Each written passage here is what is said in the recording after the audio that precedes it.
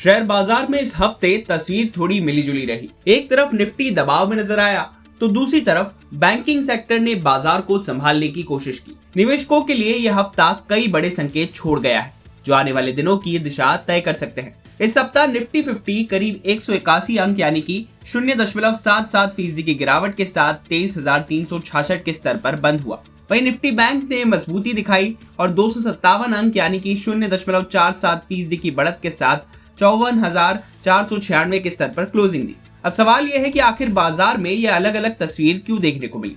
अगर सेक्टर्स की बात करें तो सबसे ज्यादा चमक मीडिया सेक्टर में दिखाई दी।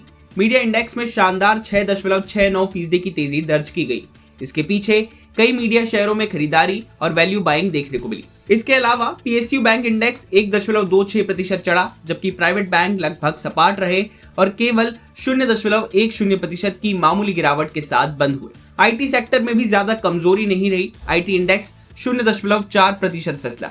वहीं डिफेंस, फार्मा, ऑटो और कंजम्पशन जैसे सेक्टर्स में भी सीमित दबाव देखने को मिला, लेकिन सबसे ज्यादा दबाव कुछ चुनिंदा सेक्टर्स पर रहा। कैपिटल मार्केट इंडेक्स 3.66% टूट गया। इसके अलावा एफएमसीजी में 2.19%, रियल्टी में 1.74%, मेटल में 1.63% और सीपीएसई इंडेक्स में 1.47% की गिरावट देखने को मिली। अब नजर डालते हैं निफ्टी के स्टार परफॉर्मर्स पर। इस सप्ताह टाइटन ने सबसे शानदार प्रदर्शन किया और शेयर करीब 4.55% चढ़ा।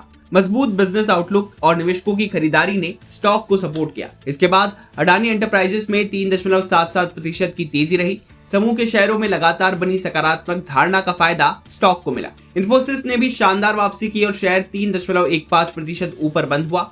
आईटी सेक्टर में चुनिंदा खरीदारी का असर कंपनी के शेयर पर देखने को मिला। कोल इंडिया करीब 3.14% और इटर्नल करीब 2.36% की बढ़त के साथ निफ्टी गेनर्स की सूची में शामिल रहे। अब बात करते हैं उन शेयरों की जिन्होंने निवेशकों को सबसे ज्यादा निराश किया। इस सप्ताह एनटीपीसी सबसे बड़ा निफ्टी लूजर रहा। शेयर में 6.53% की गिरावट दर्ज की गई। इसके अलावा अल्ट्राटेक सीमेंट करीब 4.96%, बजाज फिनसर्व 4.51%, टाटा कंज्यूमर 4.03% और एचडीएफसी लाइफ 3.28% टूटकर बंद हुए। अगर मिड कैप शेयरों की बात करें तो यहाँ काफी हलचल देखने को मिली। सबसे बड़ा धमाका किया सीपी प्लस ने। शेयर में एक हफ्ते के दौरान 20.61% की जोरदार तेजी दर्ज की गई। इसके बेहद करीब रहा जील, जिसमें 20.58% का उछाल आया।